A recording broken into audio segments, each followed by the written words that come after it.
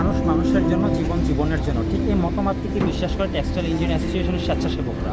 আর এই বিশ্বাসের জায়গা থেকে তারা যে ত্রাণ নিয়ে আজকে সারাদিনব্যাপী যে কার্যক্রম পরিচালনা করে। ইতিমধ্যে আমরা আমাদের সর্বশেষ যে আমাদের স্পট ছিল এবং কি এটা আমরা সমাপ্তি করছি, এবং কি এরই মধ্যে আমরা 8টি স্থানে আমাদের ত্রাণ কার্যক্রম আমরা বিতরণ করি। এবং কি এখন আমরা আমাদের যিনি স্যার আছেন তার স্যার, এই যে আপনি আমাদের সাথে গতকাল রাত থেকে একসাথে আমাদের প্যাকেটিংয়ের কাজ করলেন, তারপর গাড়িতে আমরা তুলে এই যে গতকাল ভোর থেকে শুরু করে আমরা এখন পর্যন্ত এই যে আজকে সারাদিনে আমাদের কার্যক্রম সব মিলিয়ে আপনার কেমন লাগলো? ধন্যবাদ বাইজিৎ। মানে আসলে এটার এই বিশ্লেষণ বা এটা ব্যাখ্যা দিতে গেলে আমাকে একটু অতীতে যেতে হবে। গত মাসে আমার ফ্যামিলিতে একটা প্রোগ্রাম ছিল, ফ্যামিলি প্রোগ্রাম ছিল। তো এখানে আমার ওয়াইফ বলতেছে যে এখানে তো তুমি প্রোগ্রাম করতে একটা খরচ দিত, তুমি এই টাকাটা খরচ প্রোগ্রামটা না করে তুমি এই টাকাটা একটু মানে বন্যার সাহায্যে হেল্প করো, আমাদের আমরা একটু বিলাসিতা খাবো, এটা টাকাটা তাদের অন্তত এক বেলা ডাল ভাত খাইতে পারবে। তো হঠাৎ মনে হলো যে আসলে তো আমরা তো আমাদের যেহেতু টেক্সটাইল ইঞ্জিনিয়ার অ্যাসোসিয়েশন আছে, আমরা তো ইচ্ছা করলে একটা ফান্ড কালেক্ট করে আমরা বন্যার্থের পাশে দাঁড়াতে পারি। তো তখন এই আইডিয়াটা আসার পরে আমি আমাদের টেক্সটাইল ইঞ্জিনিয়ার অ্যাসোসিয়েশনের ফাউন্ডার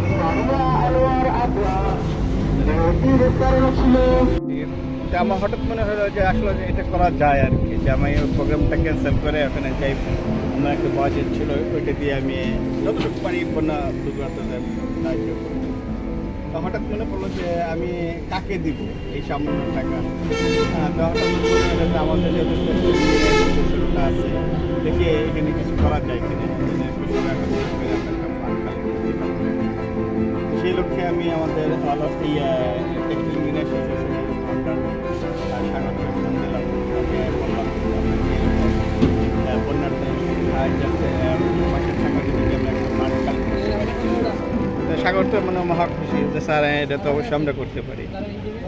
যেহেতু আমাদের এই অর্গানাইজেশনটা একদম নতুন, আমি একটু ভয়ও ছিলাম যে আসলে আমরা এই যে উদ্যোগটা নিচে কতটুকু ফান্ড কালেক্ট করতে পারি।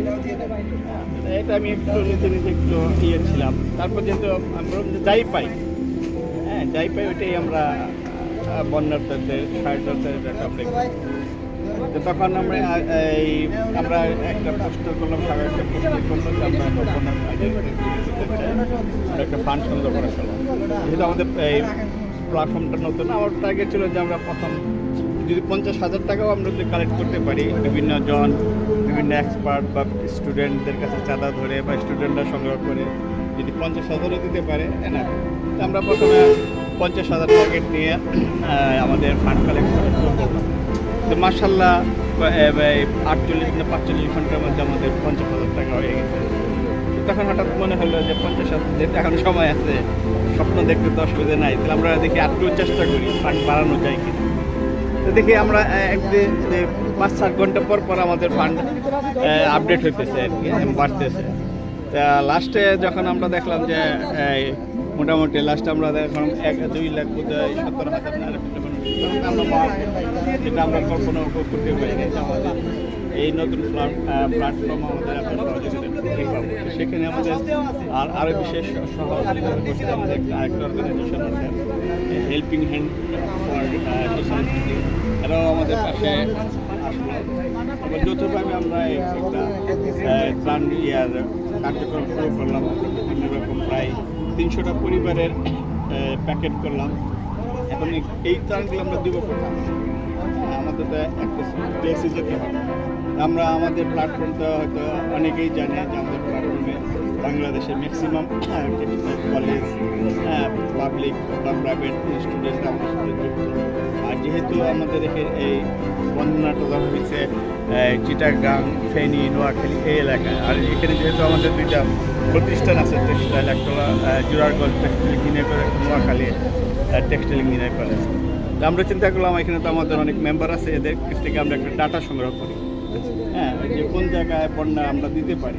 এখানে আমাদের সমন্বয়ক হিসেবে জুনাগঞ্জ টেক্সটাইল ইঞ্জিনিয়ারিং কলেজের প্রশান্ত ও খুব ভূমিকা রাখলো। ও নিজের বিভিন্ন এই জায়গায় বেশি ক্ষতিগ্রস্ত হয়েছে।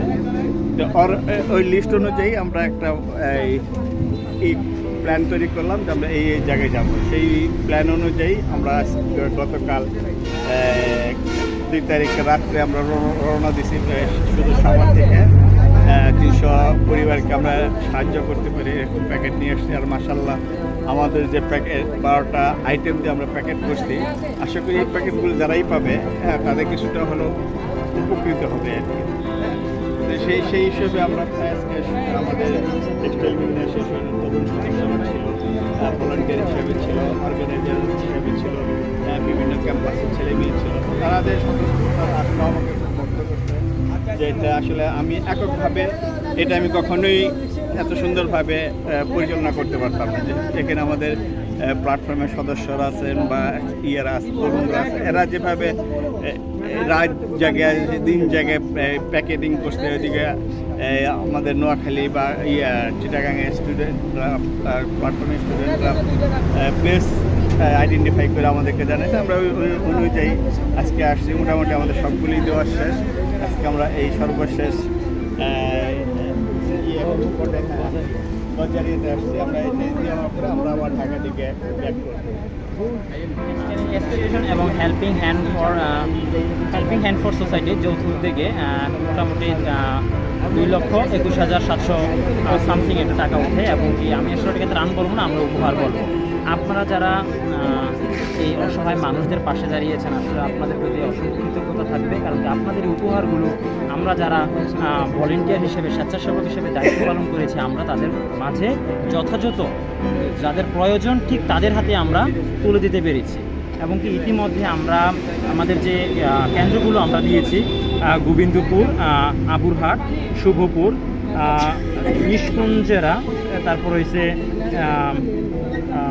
কালীবাড়ি, তারপর হচ্ছে ধর্মপুর, গজারিয়া এবং হচ্ছে চট্টগ্রাম মিরেশ্বরাই সহ আমরা এরকম আরও অনেকগুলো স্পটে আমরা আমাদের ত্রাণগুলো আজকে বিতরণ করেছি। এবং কি গতকাল রাত থেকে যারা এই পর্যন্ত আজকের এই কার্যক্রম সম্পন্ন করার জন্য যাদের প্রত্যক্ষ এবং পরোক্ষভাবে যারাই এই কাজটি সহযোগিতা করেন, সকলের প্রতি রইল আমরা অসংখ্য ধন্যবাদ। এবং কি আমরা দেখতে পাচ্ছি আমাদের সর্বশেষ যে আমাদের ত্রাণ ছিল আমাদের গজারিয়া ফেনীতে, আমরা তাদেরকে বুঝিয়ে দিয়েছি।